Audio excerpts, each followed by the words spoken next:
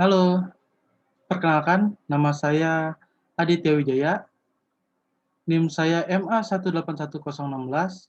Saya mahasiswa STI Triguna, jurusan S1 Manajemen. Di sini saya akan review jurnal dengan judul Perbandingan Sistem Pengukuran Kinerja Perusahaan untuk melengkapi tugas UAS Manajemen Kinerja. Perbandingan pengukuran kinerja perusahaan oleh Freddy Simolon.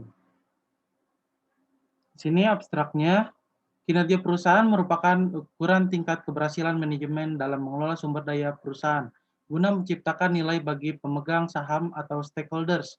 Banyak sistem pengukuran kinerja perusahaan dapat digunakan, namun sistem pengukuran kinerja masa depan tidak lagi terbatas pada pengukuran kinerja keuangan semata, namun lebih komprehensif dan terintegrasi pada aspek non-keuangan dengan cakupan pengukuran pada lingkungan internal dan eksternal perusahaan. Terdapat 3 sistem pengukuran kinerja yang memenuhi kriteria tersebut, yaitu BSC atau Balance Scorecard, IPMS, dan PRISM. Metode penelitian ini menggunakan metode deskriptif analisis. Penelitian ini bertujuan untuk menilai ketiga sistem tersebut sehingga mendapatkan sistem terbaik untuk dipilih. Ketiga sistem tersebut memiliki kelebihan dan kekurangan, sehingga pilihan terbaik adalah kecocokan sistem pengukuran kinerja dengan kondisi perusahaan dan kapabilitas pengambilan keputusan. Di sini pendahuluannya, bila ditinjau dari sisi keuangan, kinerja perusahaan adalah ukuran tingkat keberhasilan manajemen dalam mengelola sumber daya keuangan perusahaan, terutama pada pengelolaan investasi sebagai upaya untuk menciptakan nilai bagi pemegang saham. Di pasar modal, para investor nilai tingkat kinerja saham perusahaan menggunakan parameter laba, akuntansi, dan arus kas. Untuk keadaan pasar modal Indonesia, mempertimbangkan investasi masih banyak didasarkan pada informasi non-akuntansi. Terdapat 3 model pengukuran kinerja yang paling umum digunakan oleh sebagian besar perusahaan, yaitu Balance Scorecard, Integrated Performance Measurement System atau IPMS, dan Performance Prism. Namun dari ketiga model tersebut, Balance Scorecard adalah model sistem pengukuran kinerja yang paling populer. Dewasa. Performance Prism ini karena metode ini mengukur semua aspek yang berhubungan dengan stakeholders yang meliputi kepuasan maupun kontribusi dari para stakeholders tersebut yang tentunya sangat berpengaruh bagi perusahaan. Sehingga dengan diterapkannya metode ini diharapkan kelangsungan hidup perusahaan dalam jangka panjang akan lebih terjamin.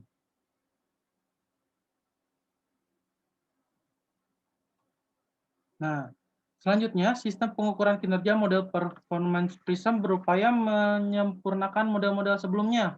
Model ini tidak hanya didasari oleh strategi, tetapi juga memperhatikan kepuasan dan kontribusi stakeholders, proses dan kapabilitas perusahaan.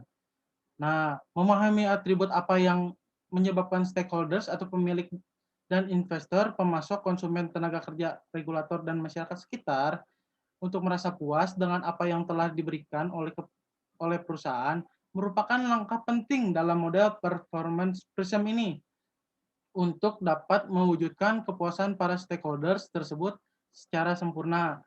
Maka pihak manajemen perusahaan perlu juga mempertimbangkan strategi-strategi apa saja yang harus dilakukan, proses-proses apa yang harus diperlukan untuk dapat menjalankan strategi tersebut, serta kemampuan apa saja yang harus dipersiapkan untuk melaksanakannya.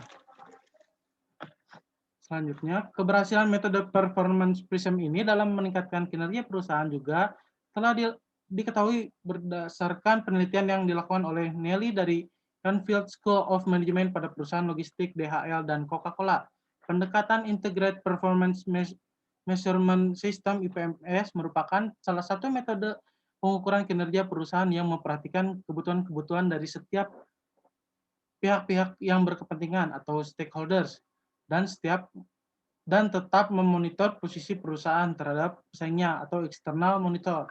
IPMS sendiri dapat diterapkan pada perusahaan yang berorientasi untuk mendapatkan keuntungan secara optimal atau profit oriented maupun pada organisasi non-profit. Permasalahan yang terjadi adalah keterbatasan pengetahuan pengambilan keputusan dalam memilih perangkat atau metode pengukuran kinerja perusahaan yang sesuai dengan kebutuhan bisnis perusahaan.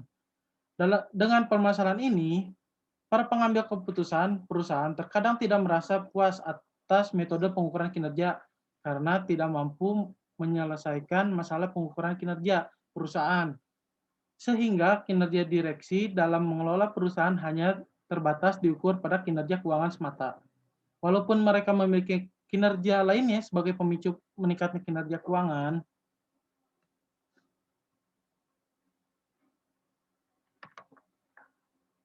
Selanjutnya, Kaplan dan Norton tahun 1996 dan Netley et al. Tahun 2000 mengungkapkan bahwa kriteria dalam memilih model pengukuran kinerja perusahaan saat ini tidak lagi terbatas pada aspek finansial saja.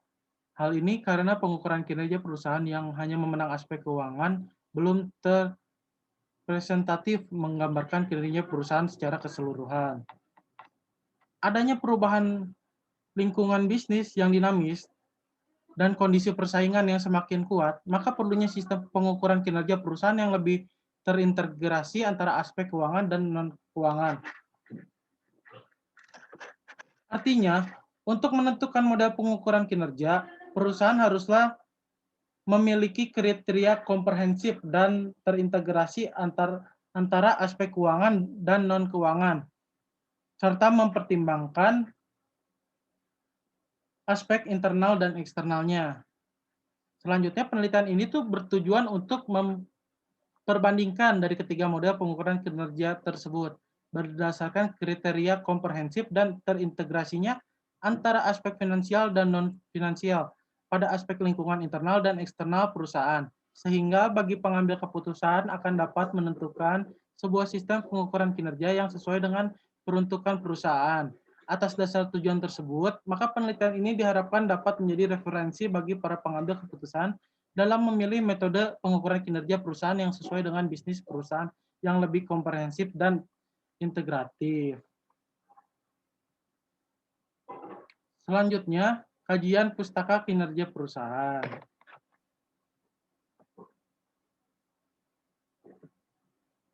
Nah, yang pertama, kinerja perusahaan adalah ukuran tingkat keberhasilan manajemen dalam mengelola sumber daya keuangan perusahaan, terutama pada pengelolaan investasi sebagai upaya untuk menciptakan nilai bagi pemegang saham. Itu oleh Elizabeth tahun 2000.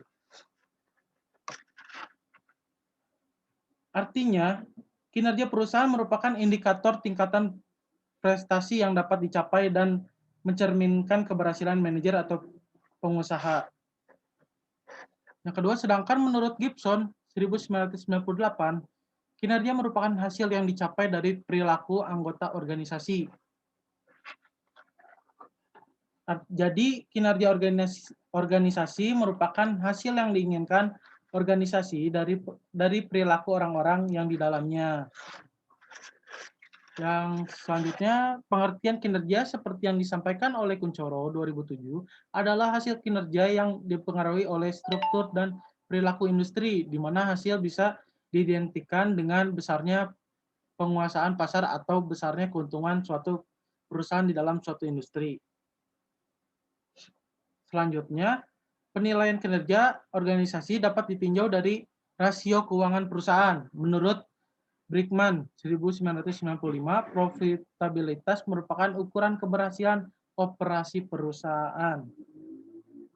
Jadi, perusahaan dianggap mempunyai keunggulan bersaing apabila mempunyai tingkat laba yang tinggi dari rata-rata tingkat laba normal. Tingkat laba ini dinyatakan dalam beberapa rasio seperti rasio pengambilan aset atau return on asset atau biasa disebut dengan ROA, rasio pengambilan modal sendiri atau return on equity atau ROE, dan rasio pengambilan penjualan atau return on sale atau biasa disebut ROS. Namun saat ini pengukuran kinerja sudah lagi tidak terbatas pada pengukuran kinerja keuangan saja. namun lebih lengkap pada aspek non-keuangan, seperti kepuasan pelanggan dan karyawan, serta internal proses bisnis. Serta artinya pengukuran kinerja bagi perusahaan masa depan telah diukur dengan berbagai aspek internal dan eksternal, sehingga lebih komprehensif dan terintegrasi pada setiap aspek pengukurannya.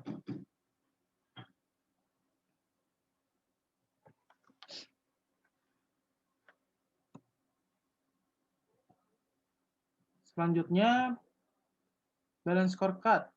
Balance scorecard dikembangkan di Harvard Business School oleh Kaplan dan Norton 1992. Sampai saat ini, balance scorecard adalah model terpopuler untuk sistem pengukuran kinerja baru yang telah dikembangkan kerangka kerja balance scorecard menggunakan 4 perspektif dengan titik awal strategi sebagai dasar perancangannya. Adapun keempat perspektif tersebut meliputi financial perspektif, customer perspektif, internal business process perspektif, dan learning and growth perspektif. Balance scorecard memberikan para eksekutif sebuah kerangka kerja menyeluruh yang menerjemahkan visi perusahaan dan strategi usaha ke dalam sejumlah ukuran. Sistem ini menerjemahkan misi dan strategi perusahaan menjadi tujuan dan measure, serta mengorganisirnya menjadi 4 perspektif yang berbeda oleh Kaplan dan Norton, yaitu yang pertama perspektif finansial. Perspektif finansial diperlukan untuk memberikan ringkasan dari konsekuensi ekonomi akibat dari kebijaksanaan yang telah diambil. Aspek finansial ini erat hubungannya dengan profitabilitas, contohnya pemasukan operasional, return on capital, dan economic added value. Yang kedua, perspektif pelanggan. Pelanggan diperlukan untuk mengidentifikasi segmen pasar dan konsumen di mana unit kerjakan saling bersaing dan tolak ukur yang akan dipakai untuk mengukur segmen yang diinginkan.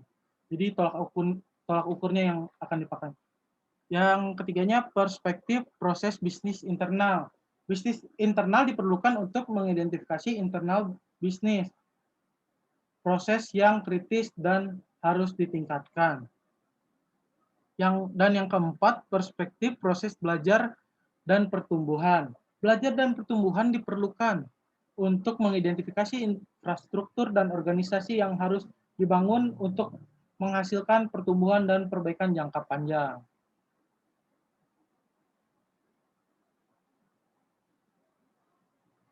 Selanjutnya, performance prism. Sistem pengukuran kinerja model performance prism merupakan penyempurnaan model-model sebelumnya, diantaranya balance scorecard. Model ini tidak hanya didasari oleh strategi, tetapi juga memperhatikan kepuasan dan kontribusi stakeholders, proses dan kapabilitas perusahaan. Dan untuk mewujudkan kepuasan para stakeholders tersebut secara sempurna, maka pihak manajemen perusahaan perlu juga mempertimbangkan strategi-strategi apa saja yang harus dilakukan, proses-proses apa saja yang diperlukan untuk dapat menjalankan strategi tersebut, serta kemampuan apa saja yang harus dipersiapkan untuk melaksanakannya.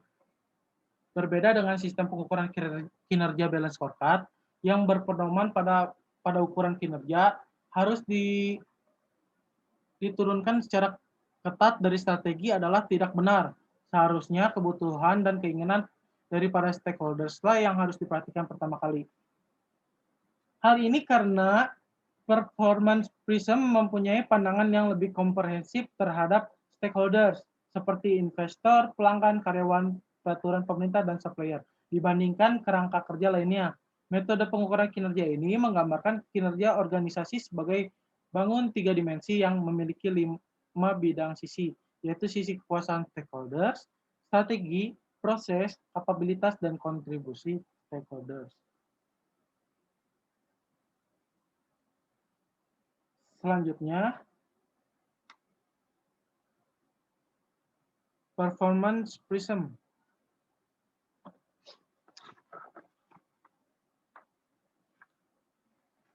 Yang pertama, Dari sisi kepuasan stakeholders, siapa saja stakeholders organisasi dan apa saja keinginan dan kebutuhan mereka. Stakeholders yang dipertimbangkan di sini meliputi konsumen, tenaga kerja, supplier, pemilik atau investor, serta pemerintah dan masyarakat sekitar. Penting bagi perusahaan berupaya memberikan kepuasan terhadap apa yang diinginkan dan dibutuhkan stakeholders-nya, serta melakukan komunikasi yang baik dengan mereka. Yang kedua, dari sisi strategi. Strategi apa saja yang dibutuhkan untuk memberikan kepuasan terhadap keinginan dan kebutuhan para stakeholders.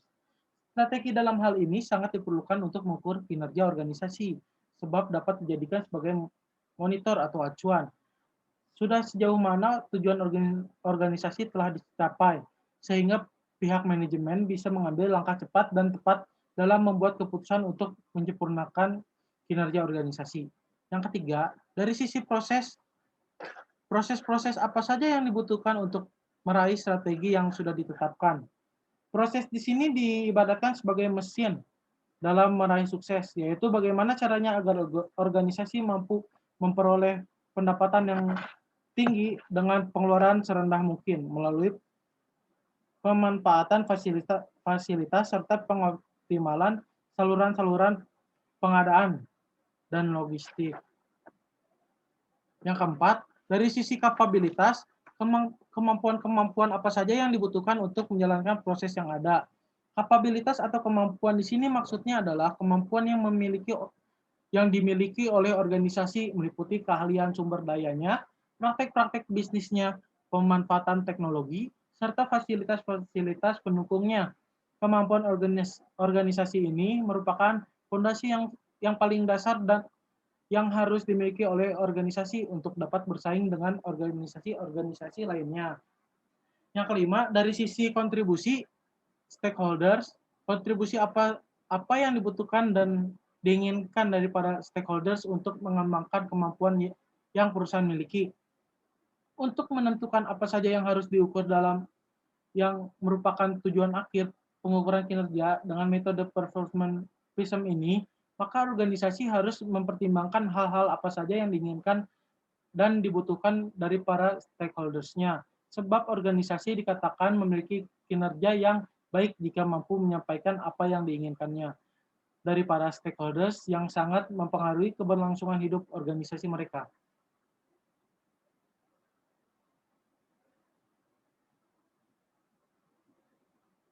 Selanjutnya, Integrated Performance Measure System atau IPMS. IPMS adalah model sistem pengukuran kinerja yang dikembangkan di Center for Strategic Manufacturing atau CSM dari University of Glasgow.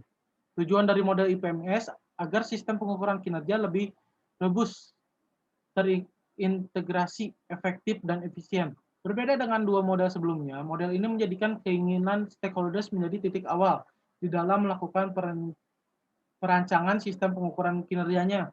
Stakeholders tidak lagi hanya memegang saham atau stakeholder, melainkan beberapa pihak yang memiliki kepentingan atau dipentingkan oleh organisasi seperti konsumen dan karyawan. Model IPMS membagi level bisnis suatu organisasi menjadi 4 level, yaitu bisnis corporate sampai bisnis induk, bisnis unit atau unit bisnis, bisnis proses atau proses bisnis, dan activity atau aktivitas bisnis.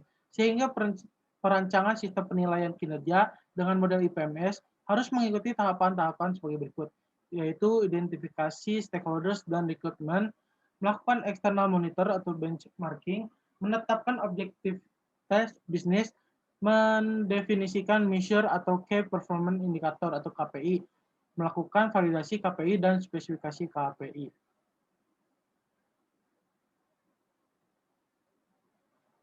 Selanjutnya, konseptual model sesuai dengan tujuan penelitian, yaitu membandingkan sistem penilaian kinerja perusahaan yang dinilai berdasarkan tingkat komprehensif dan terintegratif antara aspek finansial dan non-finansial pada lingkungan internal dan eksternal perusahaan.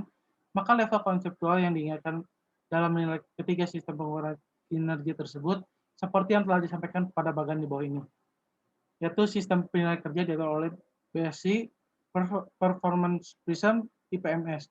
Terus dibandingkan berdasarkan aspek komprehensif dan integratif antara aspek finansial dan non-finansial pada lingkungan internal dan eksternal. Terus lanjut kepada sistem penilaian kinerja terbaik. Metodenya, metode penelitian ini bersifat deskriptif analitis yang merupakan penelitian yang bermaksud memberi gambaran terhadap suatu fenomena atau permasalahan tertentu di mana sudah ada informasi mengenai gejala tersebut, namun belum memadai, sehingga diperlukan penjelasan yang lebih rinci dengan melakukan penilaian di dalam memilih sistem pengukuran kinerja perusahaan. Perolehan data akan dilakukan melalui metode riset kepustakaan atau library research dari berbagai textbook dan jurnal-jurnal terkait dengan sistem penilaian kinerja perusahaan. Untuk melengkapi keterbatasan informasi tersebut, peneliti melakukan survei di PT GIU dengan responden, direksi, dan manajer sebanyak 5 orang untuk memberikan skor penilaian atas kriteria pengukuran kinerja untuk ketiga sistem pengukuran kinerja perusahaan BSC, IPMS, dan PISM. Kriteria sistem pengukuran kinerja bagi perusahaan masa depan akan mengukur berbagai aspek internal dan eksternal, sehingga lebih komprehensif dan terintegrasi pada antara aspek finansial dan non-finansial, sehingga penelitian ini menggunakan dua kriteria utama, yaitu komprehensif dan integratif pada lingkungan eksternal dan internal. Skor penilaian untuk kedua kriteria tersebut terdiri atas 5 tingkatan, yaitu 5 menyatakan sangat tinggi, tingkat komprehensif atau integratif, 4 menyatakan tinggi, 3 menyatakan sedang, 2 menyatakan rendah, dan 1 menyatakan sangat rendah. Selanjutnya, hasil dan pembahasan. Penelitian ini lebih memfokuskan pada sistem penelitian kinerja yang lebih modern, artinya sebuah sistem penilaian kinerja yang tidak lagi terbatas hanya memenang indikator keuangan semata dalam melihat kinerja perusahaan, namun lebih luas lagi pada aspek non finansial.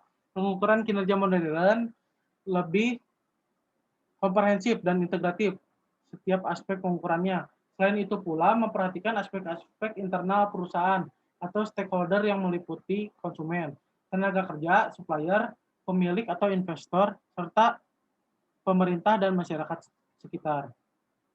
Semakin bagus sebuah model pengukuran kinerja, akan semakin menuntut kelengkapan data dan kemampuan pemimpin dalam pengambilan keputusan, seperti yang disampaikan oleh Kaplan dan Norton bahwa kriteria dalam memilih model pengukuran kinerja perusahaan saat ini tidak lagi terbatas pada aspek finansial saja, tapi meluas pada aspek non-keuangan.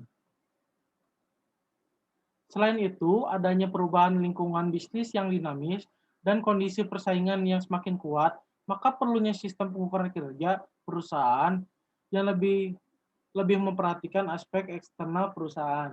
Artinya untuk menentukan model pengukuran kinerja, perusahaan haruslah memiliki kriteria komprehensif dan integrasi antara aspek keuangan dan non-keuangan, serta mempertimbangkan aspek internal dan eksternalnya.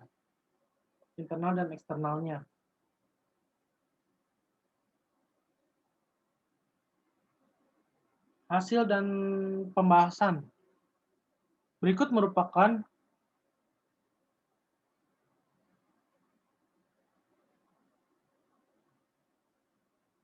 tabel sistem pengukuran kinerja. Di situ ada skor penilaiannya, komprehensif, integratif, dan total skor, dan keterangannya. Seperti yang disampaikan pada tabel tersebut, BSC memiliki keunggulan dalam penilaiannya, karena BSC memiliki keunggulan utama dalam pengukuran kinerja keuangan. Walaupun BSC memiliki kelemahan dalam kriteria komprehensif, karena pada aspek eksternal hanya mengukur kinerja pelanggan, sedangkan Performance Prism dan IPMS memiliki kelebihan karena kedua sistem pengukuran ini lebih komprehensif dan lingkungan eksternalnya, sehingga pimpinan perusahaan dapat mengukur kinerja masa depannya.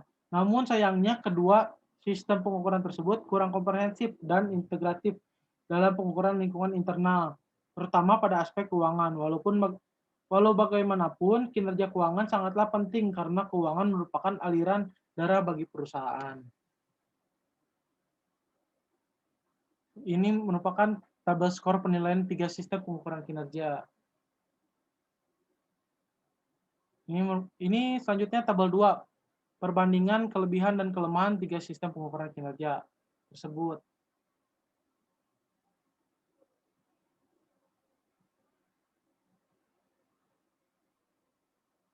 Seperti yang disampaikan pada tabel yang tadi, di atas, salah satu sistem pengukuran kinerja perusahaan yang paling populer saat ini adalah balance scorecard. Sistem ini memiliki karakteristik pengukuran paling lengkap karena memiliki dua dimensi pengukuran, yaitu eksternal dan internal, atau biasa dikenal dengan 4 perspektif pengukuran, yaitu perspektif pelanggan, dimensi eksternal, dan perspektif keuangan, internal proses, dan pertumbuhan dan pembelajaran, dimensi internalnya. Demikian halnya dua sistem pengukuran kinerja lainnya, yaitu Performance Prism dan IPMS. Keduanya melibatkan aspek pengukuran kinerja internal dan eksternal, namun kelebihan utamanya yang dimiliki oleh Balance Scorecard adalah adanya aspek pengukuran kinerja keuangan, di mana uang merupakan darah bagi perusahaan, sehingga menjadi penting untuk mengukur pencapaian kinerja keuangan perusahaan. Selain itu, tujuan utama dari sebuah perusahaan adalah mendapatkan keuntungan jangka panjang.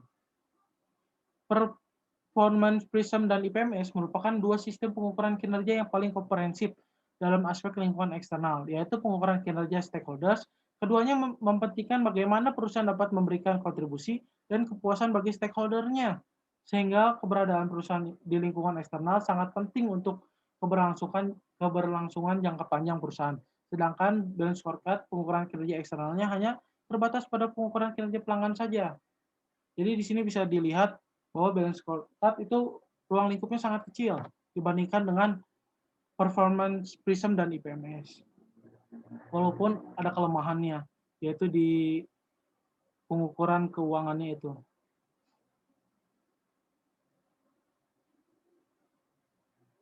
Selanjutnya, ketiga sistem tersebut memenuhi kriteria komprehensif dan integratif pada lingkungan eksternal dan internal. Ketiganya merupakan sistem pengukuran kinerja masa depan, namun adanya kelebihan dan kelemahan masing-masing sistem tersebut merupakan pilihan yang disesuaikan dengan kebutuhan perusahaan dan saling mengambil keputusan. Artinya perusahaan yang memiliki salah satu sistem pengukuran kinerja bukan berarti perusahaan yang kurang baik, atau karena ketiga sistem telah dipandang baik bila dinilai pada kriteria yang diteliti. Sistem pengukuran kinerja mana yang paling baik yang dipilih bagi perusahaan? Tidak ada pilihan yang paling baik, namun yang ada adalah pilihan yang paling cocok bagi perusahaan. Perusahaan yang berfokuskan pada pengukuran lingkungan eksternal secara komprehensif, maka akan lebih cocok dengan menggunakan Performance Prism dan IPMS. Namun bila perusahaan tersebut menginginkan pengukuran kinerja pada jenjang tingkatan unit bisnis perusahaan, maka model IPMS yang cocok dipilih daripada Performance Prism. Selain itu, bagi perusahaan yang lebih mengedepankan pengukuran kinerja keuangan sebagai hasil akhir, maka pilihan balance scorecard lah yang menjadi sangatlah cocok. Jadi kesimpulannya, dibandingkan balance scorecard, model Performance Prism dan IPMS memiliki beberapa kelebihan, diantaranya mengidentifikasi stakeholder dari banyak pihak yang berkepentingan seperti balance scorecard, seperti pemilik dan investor, supplier, pelanggan, tenaga kerja, regulator, dan masyarakat sekitar. Sedangkan balance scorecard mengidentifikasikan stakeholder hanya dari sisi stakeholder dan customer saja.